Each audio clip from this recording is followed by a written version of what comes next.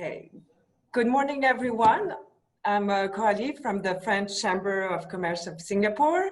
Thank you all for joining us today for this exclusive roundtable on the future of retail in Asia post-COVID-19.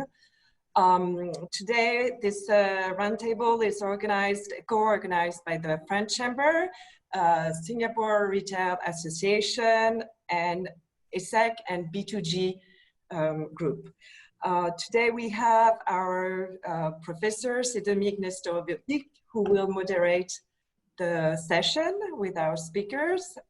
You can leave all your questions in the Q&A box, and they will be answered by the end of the presentation, the roundtable. Professor, that's your turn. The deck is yours. Thank you very much. Thank you very much and good morning. Very warm welcome to everyone joining us. We are here in Singapore. Just a few words about myself. So as a colleague has indicated, I am a professor at ESSEC. ESSEC has a campus here in Singapore, and I am a director of the executive MBA that we have here, which is in cooperation with the University of Mannheim. So it is a particular collaboration that we have with them. So we have four very interesting interlocutors today. So I will give the names and they will introduce themselves. So the first one that I have on my list is Niels Wolken. So he is the managing director of Decathlon Singapore. Niels, are you here? Yes, I am. Morning, everyone. Good. Can you introduce yourself for just a few moments? Yes. So as you said, I run Decathlon in Singapore. I've been working for Decathlon for 16 years now, and out of which 13 years in financial activity. So I came to Singapore 6 years ago to set up business in Singapore and other countries of Southeast Asia. Before I did the same in Central and Eastern Europe. So I spent 7 years developing a business there. And before that, I also CFO in Poland. So in retail activity since 3 years, I was here in Singapore, what we call the department manager in the store manager of another store. And since 2 years, I run the business. Retail part, and then we do also in Singapore, we handle the supply chain and offer for Southeast Asia. And so I'm married, I have 4 kids. I'm Polish of origin, and I'm passionate about sport, like most of us are in Decathlon. But currently, it's a lot about running and cycling, and I can't wait to have the sport facilities open to start to play tennis again. Okay, so welcome everyone. Thank you very much. Thank you very much, Niels. So we'll go back to the activity that you have here. Dr. Wolfgang Bayer, you are the Group CEO of Lux Asia. Can you introduce yourself? Sure, happy to do that. Lux Asia is the largest luxury beauty distributor in Asia Pacific. So we are present in 50 countries. We have about over 120 brands. We are set up as a distributor and with a couple of joint ventures. We have a joint venture with the LVMH Group, with Revlon Group and a couple of others, and really focus on fragrance, skincare, cosmetics, and any other parts of the beauty business. I'm in Singapore already for, I don't know, actually 16, 17 years, so quite a while. A family here, 3 kids. I'm Austrian originally, and looking forward to the panel. Thank you very much. Thank you very much. The next one on my list is Andres Peters Sarbeck. You are the Group CEO and co-founder of Norbreeze Group. Can you introduce yourself? Yes, thank you very much for having me on this discussion today. I'm the Group CEO of Norbreeze Group, which was founded in 2004. And we are in distribution, we are in wholesale, we are master franchisees, and we are also brand owners, and we cover Singapore, Southeast Asia, and we have offices in Singapore and Vietnam. We are in the accessible luxury space for watches and jewelry, which is our prime focus. I've been in Singapore for 20 plus years. and I think I bought, had purchases from both my fellow members here of this panel. Definitely at Decathlon, we have bought a lot to keep ourselves busy during the circuit breaker. So I look forward to the discussion today. Thank you. Thank you very much, Anders. Finally, we have Frédéric Gomer from B2G. Frédéric, just a few words. Hi, everyone. Thanks for having me at this online roundtable. So I'm Frédéric Gomer. I run a consulting firm specializing in supply chain optimization called B2G Consulting, and that was for the past 17 years now. And I've been supporting retail organizations such as L'Oréal, Estée Lauder, or Essilor, for example, more recently on topics very much related on transformation. And all the topics that we are going to talk about are at the agenda of those organizations. So I'm very much excited to be here today and discuss about it. Personally, I've been in Singapore for the past 11 years now. So that's pretty much about me. Thank you. Thank you very much, Frédéric. So without further ado, we will start. We have 1 hour in total, but we also have to spare some time for questions and answers at the end. So we have prepared a certain number of questions. So it is a round table. So in a round table, we will go from one to the other of the participants, but you can also pop up and you can also intervene when you feel that you have something which is in tune to what has been said before. So my first thing is for the future of retail is to see what is going to be this future, because today practically all the shops are closed. So it means that we are losing a large part of the turnover. I presume that many shops will not open anymore. And we had practically every day stories about bankruptcies. So would it be in the United States or would it be even here in Singapore? For the moment in Singapore, I just look at the list of the dining options, that is the restaurants, which have already closed. So I don't have the list of the retailers. Maybe they didn't publish this list yet, but probably it will come when the circuit breaker is completely, when the phase 2 is opening here in Singapore. We will have, I think, hundreds of retailers who will close, not only for the big brands that you represent, but also for the pop and mom stores, for all the different shops that we have in Singapore. So it is rather a gloomy, let's say, future that we have. But I would say that before mentioning the different brands, for me, the most important is the demand. Because if demand is not there, if people don't want to buy, you cannot make miracles. You cannot make any kind of, let's say, promotion in your shops, any kind of bundle that you can offer to consumers if they don't want to buy. And they don't want to buy maybe because they don't have money. And we have seen that even in Singapore, the government is trying to help the people who don't have money in order to continue to live. But as the Minister of Trade and Industry has indicated, they cannot save all the jobs. They will take care of all people, but it doesn't mean that they will save all jobs. If they don't have jobs, they don't have income. If they don't have income, there is no consumption. And on the other side, even if they have income, maybe they will not spend, but maybe they will save. So in that case, we will introduce this discussion between the essential goods and discretionary goods. And it is good to have here both sides represented. So my first question to all of you would be to say, what do you think about the demand? Do you think that when all this is over, when the phase 2 opens, will we have some shopping revenge? Will people queue? Well, in Singapore, they like to queue. So will they come in mass to the different shops in order to take the revenge of everything that they didn't buy before? Or do you believe that there would be a cautious attitude. They don't know what is the future, and they will say, okay, let's look at what is the future, and we will not spend very much for the moment.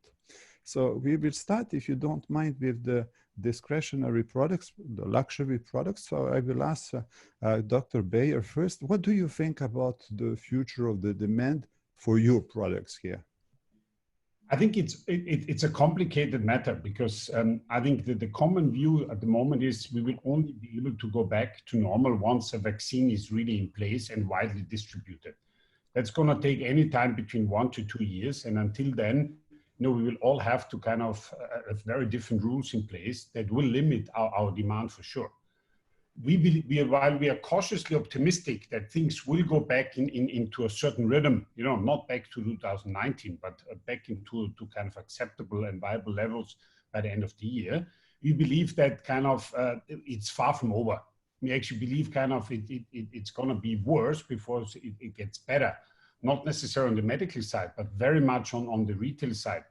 Because once we open up, people will realize that, hey, it's actually not normal, and, we see already now in some of the markets that we've opened up, where you have restrictions of how many people can go into the store and everything else. It's super complicated. When families come, you need to split families to the buying ones, the non-buying ones, and so forth. So it's going to get very, very complicated. And with that, you have a lot of uncertainty. And we know uncertainty immediately kind of has an impact on the spending ability.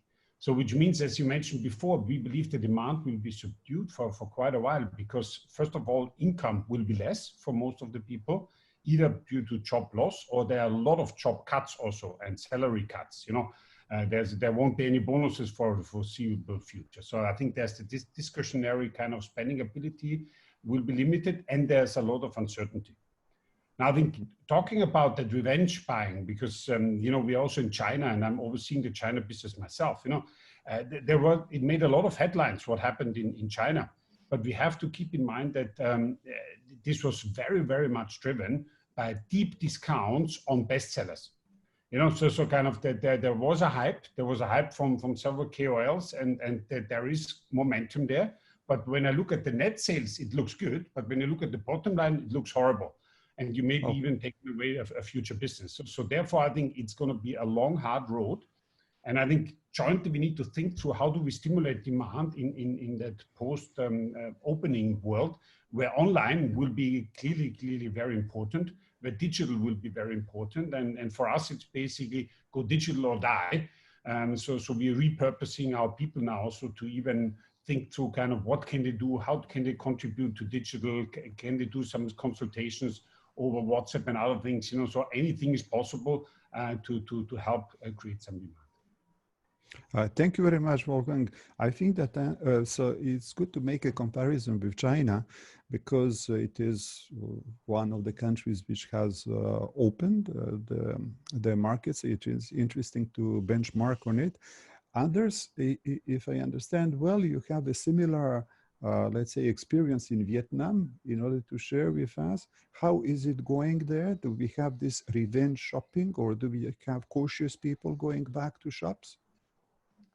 Well, it's an interesting case for Vietnam. We anticipated that the sales would be down by 50% for the month of May. Vietnam opened up again, I think it was on the 22nd of April. And the first full months surprised us. So instead of ending at minus 50%, we managed to finish off at minus 12.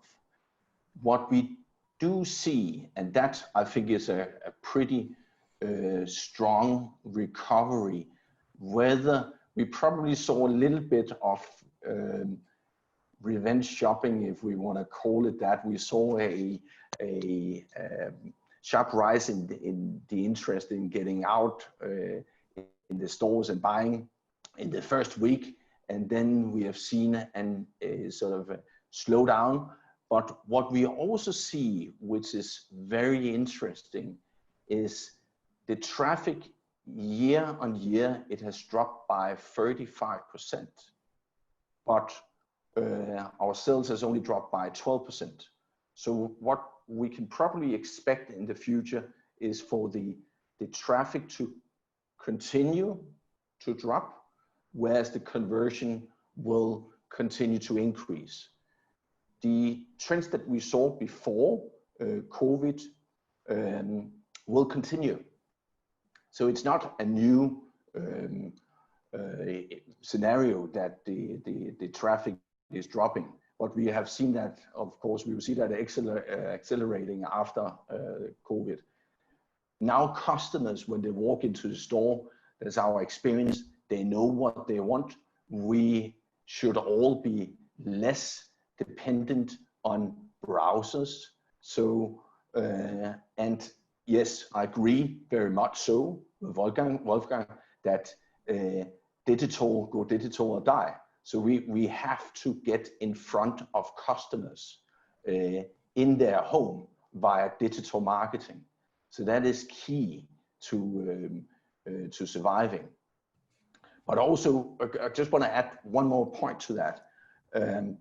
We need to, we will still see that a huge percentage of the sales would still come from bricks and mortar, whether it's in China or whether it's in Singapore, whether it's in Vietnam. So we need to go omni-channel. And this also is, I would like to explore that topic also today. But this is what we see. So a rather strong recovery. We are not back to 2019 numbers yet in Vietnam. We don't expect the same scenario to happen in Singapore. We do expect, we want to go cautious here.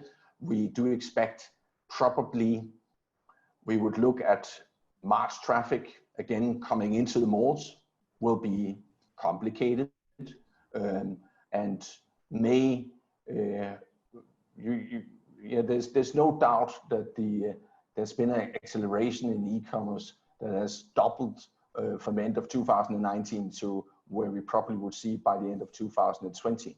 So we need to get in front of customers in their home. In the stores, it will take time to shift. Yeah. Just one small question, Anders. I'm going back to what Wolfgang has said before. We don't want to know what are the secrets of your business, but is this drop less than anticipated due to discounts, or is it due to a higher, let's say, traffic that you have there on usual prices? I think we've done a, we prefer not doing discounts.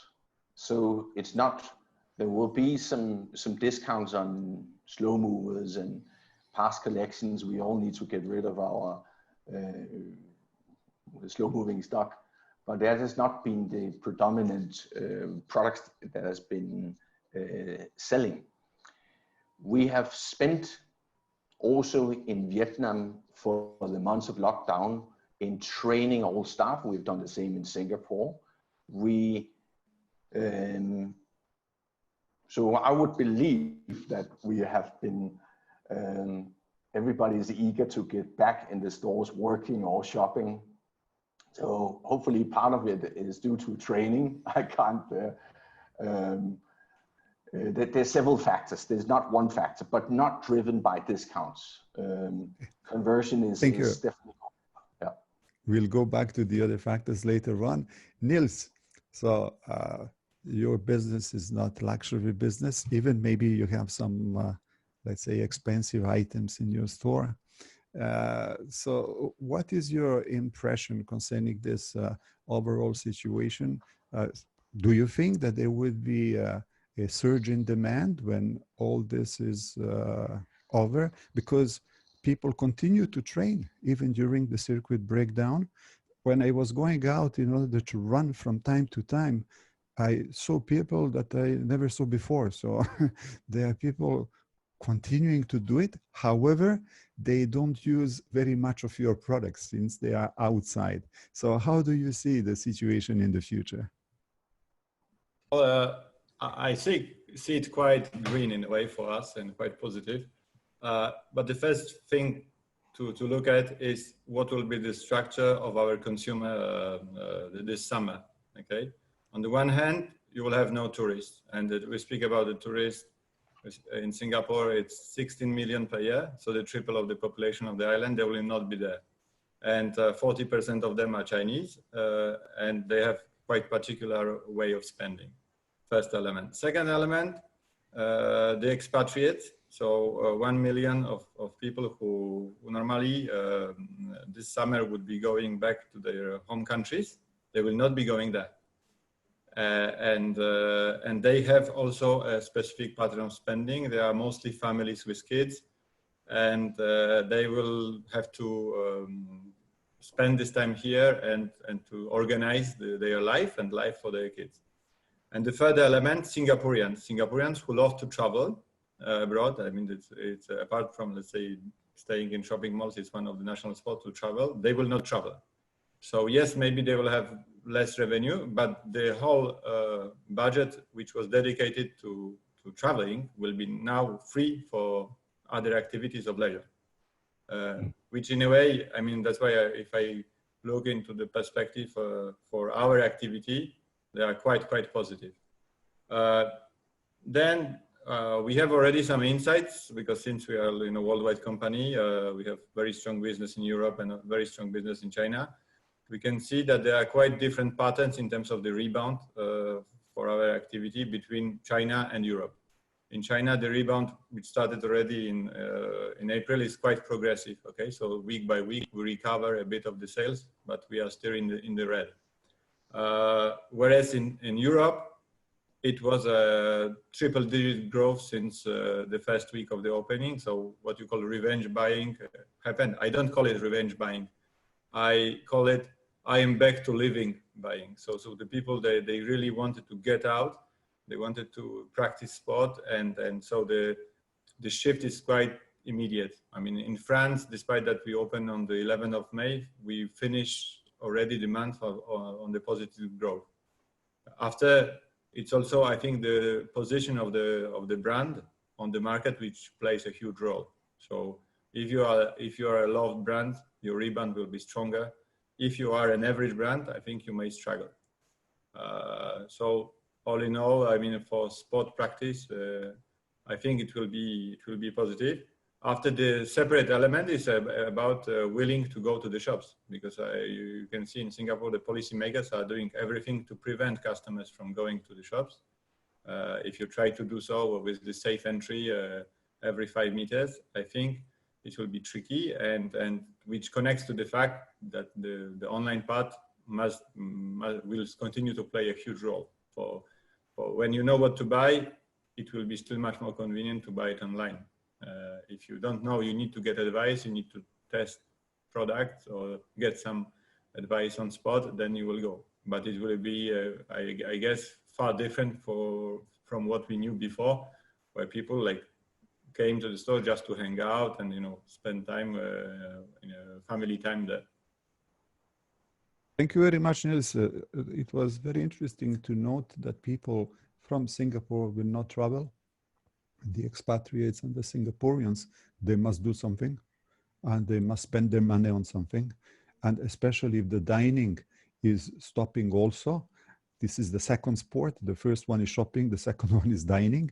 So in that case, they will reverse their purchasing power to something else, and maybe they will go back to sport. Frédéric, since you are consultants, you can cover many industries at the same time, and you can have clients from many industries. Can you have one, let's say, broad view about the demand after the pandemic is over? What do you think about the future of retail? Yeah, so experts are predicting the worst economical recession since the Great Depression. I really don't know how bad this will be, but few points. Even during a recession, there are always some retail categories which are doing well. I'm thinking of necessity, essential products, the famous popular toilet paper. the personal care, Tupperware, for example, and also the comfort category. Also usually performs quite well, chocolate, nail polish for women, obviously. Now, if you're asking me what I would predict, I think the recovery will more likely look like a W shape. Most countries are easing up on the circuit breaker measures, like Singapore, for example, and the most frustrated consumers, if I may call them this way, may buy as a revenge, as you mentioned, for a few weeks. So we may see a peak. Then after, depending on the reality of the economical situation, the consumption may drop. And that's an important point, at least for a while. And I was reading an article, we discussed about Vietnam. So I read an article yesterday on Vietnam. After lifting the confinement measures, there was a surge in the retail sales by 27% from April figures, which represent a year-on-year increase of 1.2%. So that's quite impressive. But the question here is less about how much sales will drop, and I will agree with Niels. It's more how, as a retailer, I can still gain extra market share, increase my top line, maximize the profitability. Having said that, I've said nothing. I explained myself. There is and there will be a gap between the consumer's needs and the retailer offer.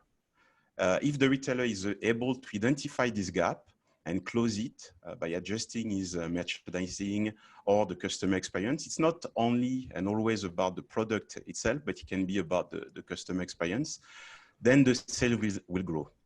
The answer is to have the right offer post-COVID. And of course, this offer is dynamic, it will evolve. So the challenge for retailers is to build the capability to meet the ever-changing consumer needs with the right offer or the right experience. And this is what I always say to my clients. So practically, one way of doing it is to use heavily data analytics. For example, to cluster more precisely the stores. So we talk a lot about Covid-19 cluster. It's a different type of cluster.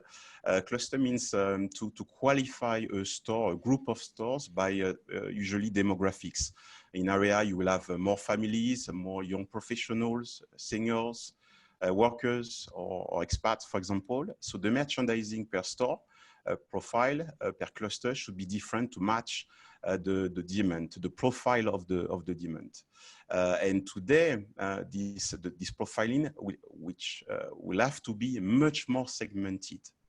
And the mindset also should change. It's not really asking anymore a customer, did you find what you need? But more, what do you need that we do not carry here? That's a different mindset, and that's a powerful question. And the second approach is also very linked to performance management. It would be to, as the retailer, your motto should be in data we trust. If I can modify this motto.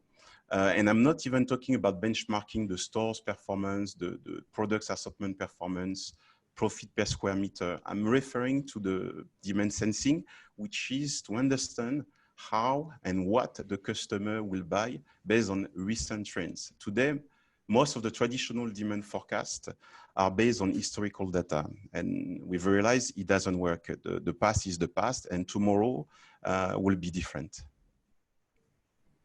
Thank you very much, Frederic. So we will go to another round of discussion, and after that, maybe I can take some questions from the audience. So I will ask you now to be a little bit briefer in your answers. In that case, we will have more time in order to answer more questions from the audience. So my next question, because all of you have indicated, so Frederic was talking about the data analytics, but all the others were talking about the digitalization of it. And it is quite, I would say, interesting topic, because even in the education, we were not used to teach by Zoom. I never taught by Zoom before, but I was forced to do it. And I presume that for many companies, they were also forced to beef their digital offer and to beef their digital presence. They already had it before, but now it has become a norm because of the lockdown. When the lockdown is lifted, do you believe that you will try to build a differentiation in brick and mortar shops, or do you think that you will continue to invest in digital differentiation? And as Niels has indicated, for some products you need advice. And even in the luxury, we know that on the point of purchase decision is very important. So it means that you don't go to, in order to buy, let's say, a jewel, and you know exactly what is the jewel that you want to buy, but you want to see the different, you want to test the different jewels. So how do you see this? Do you think that you will invest very much in the digitalization for the offer, or do you think that you will split it, let's say 50-50 or something else? I know that it's difficult to say it now, but maybe you have already planned for it. So I will start with another, let's say, set of interviewers. I will start with Niels, if you don't mind, because I was in the Decathlon shop, and it is always a fantastic situation when you have so many products. You want to see all them, you want to try all of them. So what do you think? Is the digitalization of your offer going to be the future of, or will you do something else? Well, yeah, I mean, if I think I'm quite sure it will be, okay? And there is no other option. And the whole point is the famous word omni-channel, where most of the retailers understand this. I was brick and mortar, now I will open my e-commerce website, and now I'm omni-channel. And I think this is all wrong. If you want to really be omni-channel, run this transformation, you must think that you are first a digital platform, and your physical stores are the extension of the digital platform. And this topic starts with your human organization. If you have a separated channel who runs e-commerce, I speak from the front end to the fulfillment part. You have dedicated teams only for this, and then the business in the store goes as it used to go before, then nothing will change. If you want to be omnichannel, your teammates must be omnichannel. So you must bring the digital activity into your brick and mortar store. It means that your team must be ready to fulfill the order from the online client, must be ready to answer the client on WhatsApp, on chat, on email, and maybe to advise him while he stays at home or he's in his office. And to be aware that my customer is somewhere. He might be in the store or he might be elsewhere, but he's still my customer. And it also relates to the whole organization of the company, whether you are organized traditionally by business unit, which is a store, or you are organized on the city level by functions, and you follow the customer journey rather than your internal organization. So but ask me whether I think it will happen. I mean, we decide to make it happen in Decathlon in Singapore, and we have quite a strong cap on this. Just one short thing concerning the human resources that you mentioned. What is the present situation at Decathlon? Do you try to requalify the existing employees, or do you have to invest by bringing new talents, by bringing new people to your organization? I mean, it will be mostly requalifying. So we do invest a lot. We wrote the whole module of digital training for all the teammates on the floor. And it's actually at this very time when the stores are closed, we are running those trainings in a quite extensive way. The idea is to have 100% of the teammates digitally ready for the future. Because what will happen is that we will convert all of our stores into the fulfillment centers for e-commerce. Like as of now, you have Singapore Lab, which is fulfillment center, and our Jokon store. All of the experience store will become fulfillment center, and all of the teammates will be involved in the digital operations. Okay, thank you. And it's an interesting thing that you are taking this time as an opportunity to retrain your people. This is what Anders was also saying, that you are training your people during this lockdown. So I'm asking the same question to Anders, especially concerning jewels. can we sell jewels online? What do you think? Absolutely. So also to keep it short, there's 4 things that that we have to focus on. Number 1, and not to repeat, that go digital is of utmost importance. Then health and safety. So customers need to be convinced that that the brand, the stores, they actually are taking the health and safety of the customers serious. Then we have the CRM and loyalty. We talked before about the increase in conversion. We want to stay connected with our customers at all times. We talk about data as well. And omnichannel is key, which is number 4. And not forgetting engagement. So we to give you an example, actually 2 things. One, what is quite, there's an increase focus on conversational commerce solutions. Niels, you talked about WhatsApp, communicating from the store to the customer via the website. This is something that we will see much more of in the future. There's a very interesting solution by a US company called Hero. I read an article about a huge retailer in Denmark that have implemented it for 240 stores. So we need to engage with customers from the store into the homes, showing the products, whether it's on the wrist, whether it's a store tour. So that would bring us also to the O2O and omnichannel, help retailers to go omnichannel. Just the last point is, when we launched, we have a website called Kokomi. We have it in Singapore, we have it in Malaysia, we have it in Australia, and we launched last Saturday in Vietnam. We saw transactions from day 1. We saw a very high number or very high traffic from day 1. Lower conversion, I think we have to, everybody is curious who the new player is. We are focusing on watches and jewelry. Pandora is one of them. And then we have Bering, our own brand, Augustberg, and so on. But we see traffic from day 1. And to answer your question as well, to circle back to that, we see sales of jewelry from day 1. We need to get the conversion up there, but that is a natural progress from where we are today. Thank you very much, Anders. I am going to Dr. Bayer.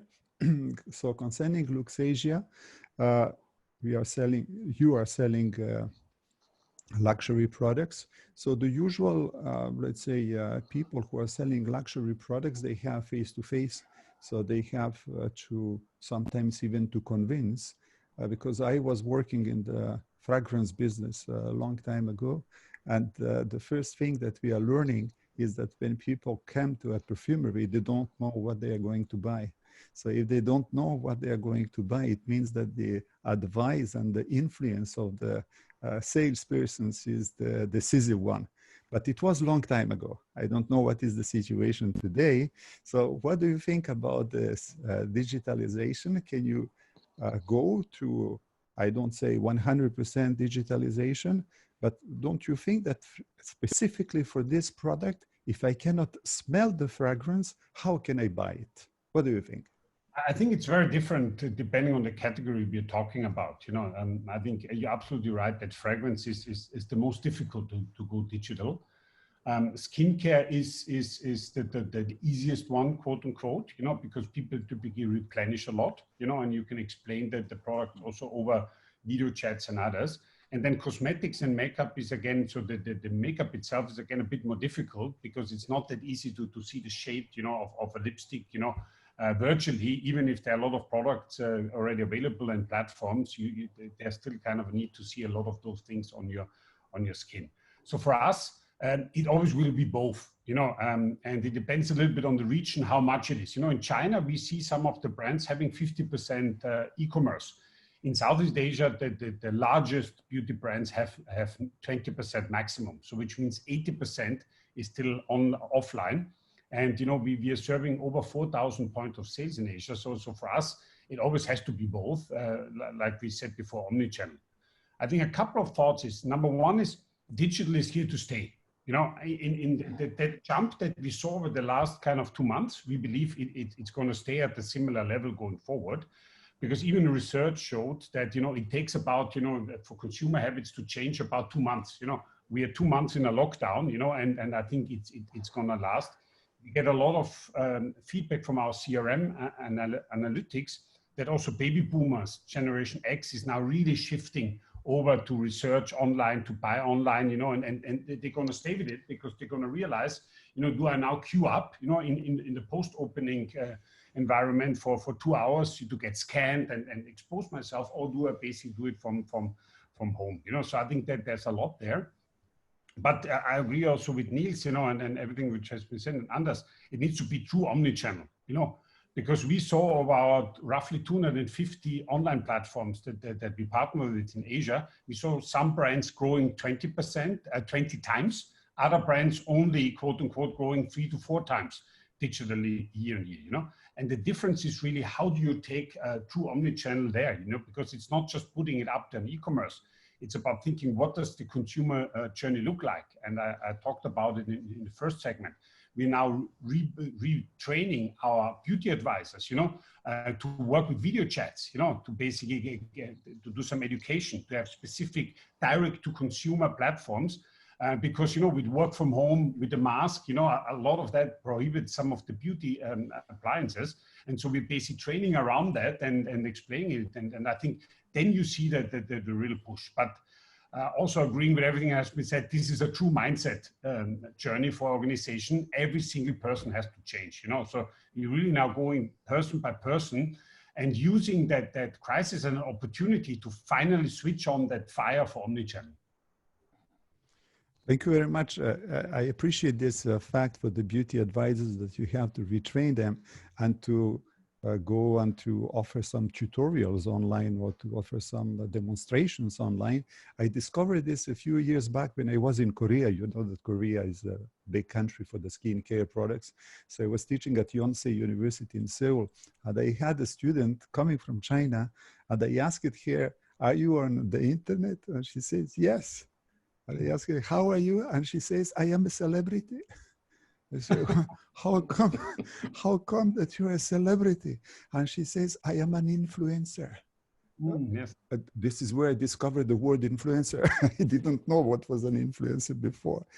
And she told me, I am very much present on Instagram. I have 20,000 followers, and I am showing how to use the skincare products, how to use makeup products, etc. So here we will also have a problem because it is not only coming from the brands, it is not only coming from the shopkeepers, but on digital, it means that everyone can be there. So you can have thousands of people. They can destroy the image of your brand, or they can enhance the image of your brand, depending who is the celebrity and what will they talk about your brand. So it means that you are not anymore the only provider of information. You are not anymore the only provider of, let's say, demonstration of what you do. So I'm going back to Dr. Barr again, just for 1 minute or two. Do you face this kind of competition, which is, I would say, wild competition coming from the internet? So there are basically two parts to it. One is you partner with the ecosystem. So just recently we launched a new brand in China, partnered up with one of those influencers who has X million of followers, and we sold 1,500 pieces within 90 seconds. So we were sold out. It was at the same time, what you see a competition with is naturally digital brands, that brands that come specifically from the US and so forth, that are purely built digital. So they come in and say, I don't need an infrastructure anymore. I don't need a partner. I don't need a distributor. Exactly. directly digital, and they eat away the market share. So it's both a very good advantage, but it's something that you also have to think through how to adapt. Thank you very much, Frédéric. We are also talking about this digitalization. Do you think that, because we also observed here in Singapore, maybe you noticed that a few, I think it was 2 or 3 weeks back, they went to the wet market in Singapore and they were selling fish digitally.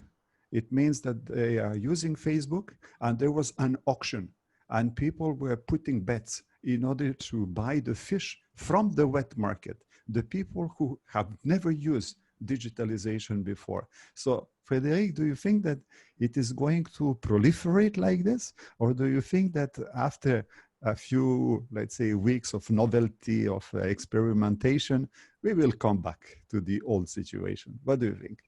That's a very interesting question. Thanks, Sedomir, for asking. I had the exact same discussion with my client, Estée Lauder, last week, and they have a small portion of their products that they sell online.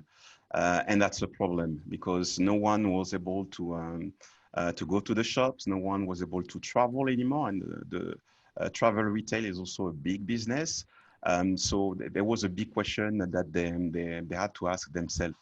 And let's assume for a second that there's no impact on the purchasing power. We should expect an acceleration of the consumer shift, which was already happening pre-COVID.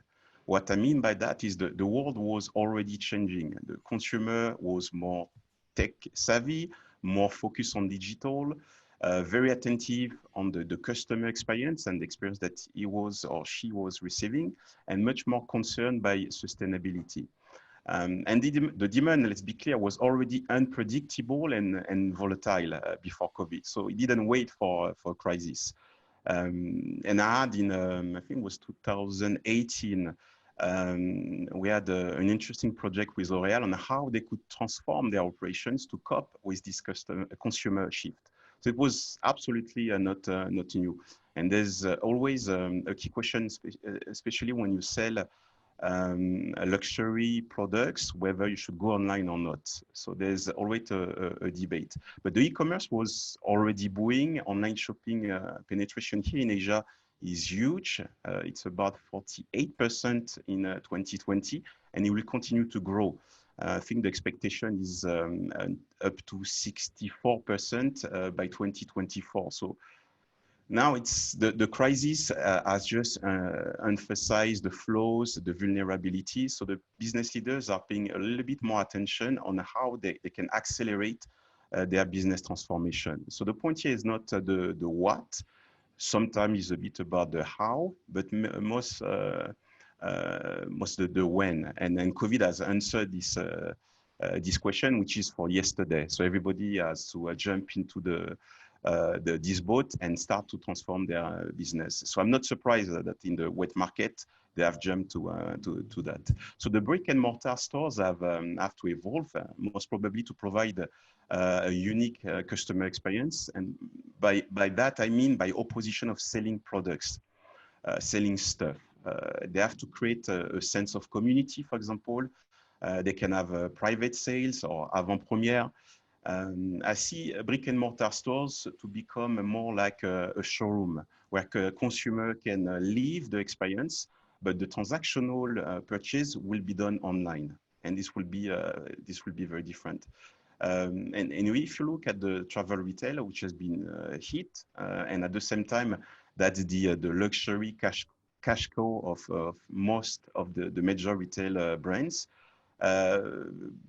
In I think 2019, it was this business grew by 25% for L'Oréal, because I know L'Oréal quite well, and DFS, if you know the luxury travel retailer, which is a branch of LVMH, they saw their growth increase by 12%. So yes, the travel retail currently is a bad place to be, and they most probably will suffer for the next 18 months, but the business will resume ultimately, I think. So that's the situation. So digitalization, definitely, it's not a question on whether we should go for it. It's already happening, and it was already happening. It's more when organizations can fast track this transformation. Thank you, Frederic, for this, let's say, overall view about what is happening with digitalization. We have 10 minutes left, so I'm also in charge of like a timekeeper in order to follow what is going on there. I'm taking a few questions from the audience. So now we will not go through all of you. I will just ask who wants to answer. So, because in that case, we will save time for more questions. There was one question concerning the supply chain, because of course we can have the shops. Would they be online or would they be brick and mortar? But if you don't have products, or if you don't have, let's say, components in order to manufacture your products, what are you going to do? So my question for you, did you have big disruptions concerning your supply chain?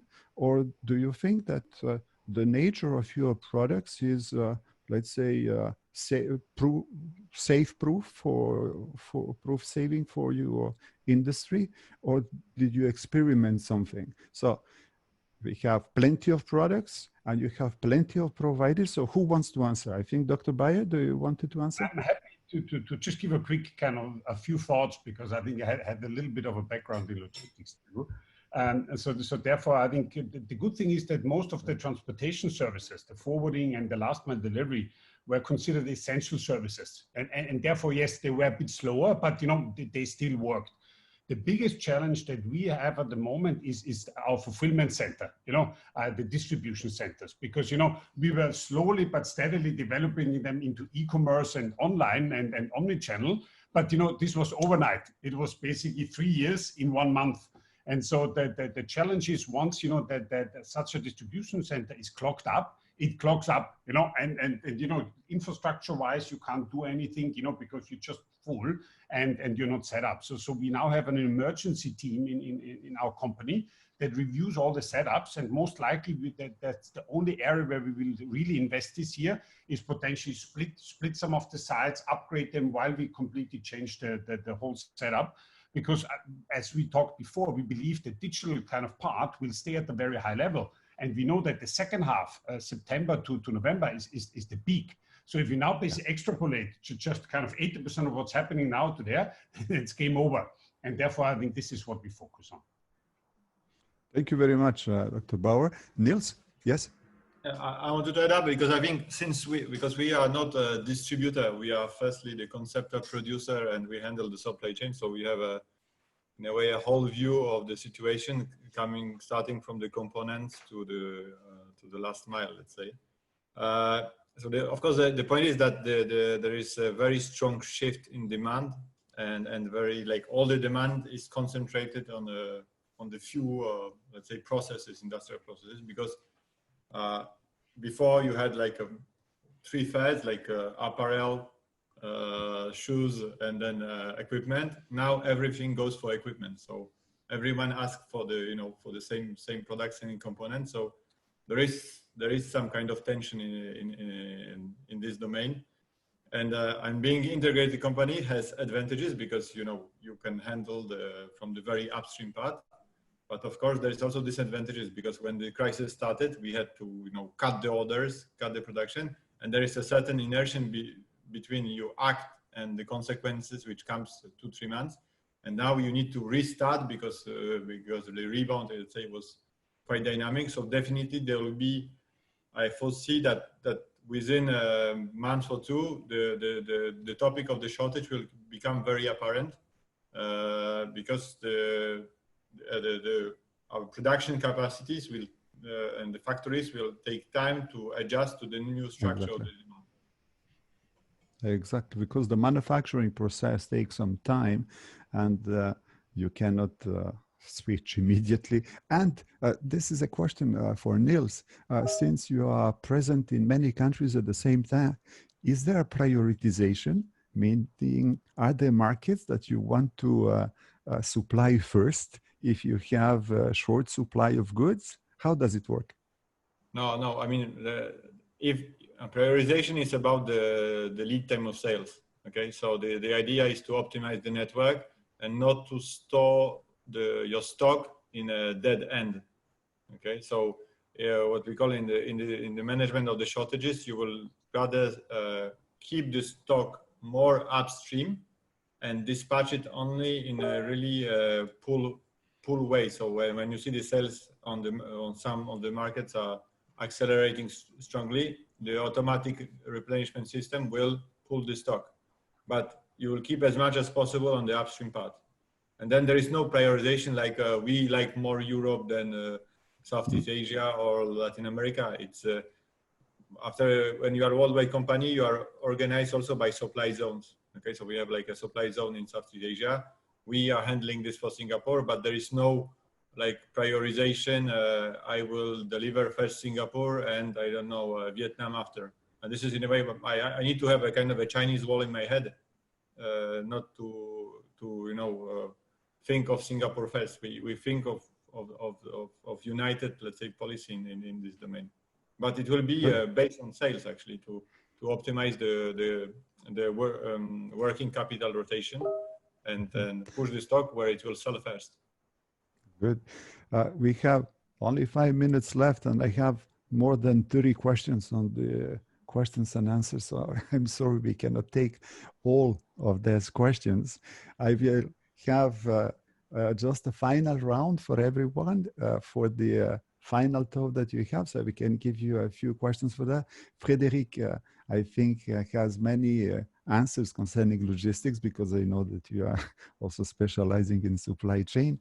I have one question concerning the consumer and shopping experience. For instance, will we have people trying the fragrance or trying the makeup or trying the skincare, or should you offer them completely different products because of the safety measures concerning the health? For Anders, for instance, can we try the watch? Can we try the jewel? And after that, you have to disinfect it. For Niels, for instance, will you open the fitting rooms, that is permitting people to try the clothes? And how can this be done with the health checks? So these are the small questions, but this is what the consumers would like to know about. So we can start with Dr. Bayer, for instance. Will people continue to try products in the shops where you operate? This is the number one question that we're grappling with at the moment, because our business in store is a Dutch business, you know, or you try on the lipstick, you smell something on it, you know, kind of, you put in the skin, you get the pattern. So we are working at the moment on a very clear, because we see a lot of markets opening up. So we take all of those learnings and working together with the authorities to put in place a regime where we basically can still have kind of a certain consultation, but at a distance. That means, you know, that absolutely you're right. We need to all kind of think about, do we spray some of the fragrance cards before, you know, and then put it there, obviously wearing gloves. So it's all about sanitation, certain kind of distances and trying it yourself. And then looking at, we're working now with the brands, so saying kind of, how can we create more samples? Samples are very good, but samples are typically rather expensive in the luxury industry, you know? I cannot spend 3-4 euros per person to take 4 samples, you know, that's already almost more than the product cost, and for sure much more than our margin. So therefore we go back and say, what about a sample that costs, you know, a couple of 20 cents? What can you do in your imagination so that we can hand those out, you know, they're sealed, people can take it, try it and say, then I like that, you know, so, but you are spot on. This is what we're spending the time on. Thank you for going. Anders, do you face the same problem or not? Not to the same extent, but we of course, the safety and the health of our customers is of utmost importance. So we of course sanitize the products after they've been tried on. But there's also a concern when it comes to leather and so on. So we have to be careful, and so we may have plastic around it, but we don't have the same the same issue at the extent of Wolfgang. Yeah, so I can't claim that, no. Okay, thank you, Anders. Niels, what are you going to do in the shops? On the fitting first, I mean, the first things first, we follow the government guidelines really letter by letter. Okay, so Typically, if we are not able to comply with what is expected to, for example, I don't know, test zone, if the requirement for us is impossible to follow, we will close the test zone until it's possible to reopen. Fitting rooms, same. So if we are able to follow the advisory, we will follow the advisory. Otherwise, we'll close them. And there is not a problem for us, because with our policy, satisfied or satisfied, you can return any product anytime. There's no time limit for returning the product. So, and it is actually what I do for when I buy it at my store. I take 3 sizes or 4 sizes because I'm not sure what size my kids are, and then bring back the other 2. I will just give you an anecdote. So for me or for my wife, when we go to the shopping, we buy the things, we don't even test them, we don't even try them, because we have this guarantee that we can come back and that we can exchange them. So there is no need to test them in the shop itself. Frédéric, one last word for you.